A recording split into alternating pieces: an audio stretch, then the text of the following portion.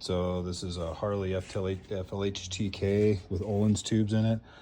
I was struggling with the bottom bolt on the bottom.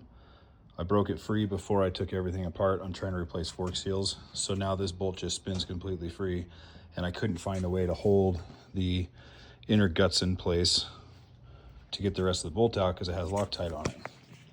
So I found out if you, that's the compression damper, if you pull this up, there's a little black spacer down inside that when you pull it out, take the nut off, you can take this spacer out, and now you can see down inside, and there's a nut, a hex nut on top that you can hold to hold the guts in place while you take the nut out the bottom. Simple as that. Okay, so what I ended up doing, there's a bolt, ended up making this fucker, right? So that's a long 12 millimeter. Now you can see what happens is that all just spins in there. What I didn't realize was that this whole cap assembly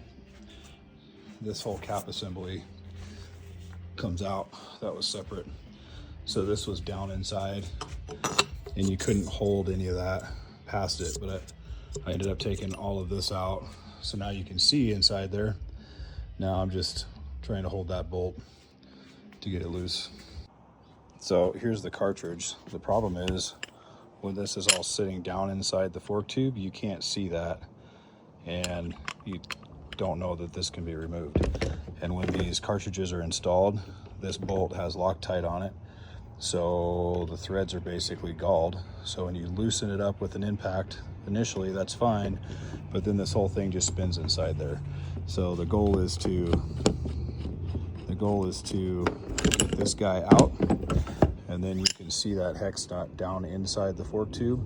You can find something to slide down in there and hold it. You can't use a socket because no socket is going to have that much length to it.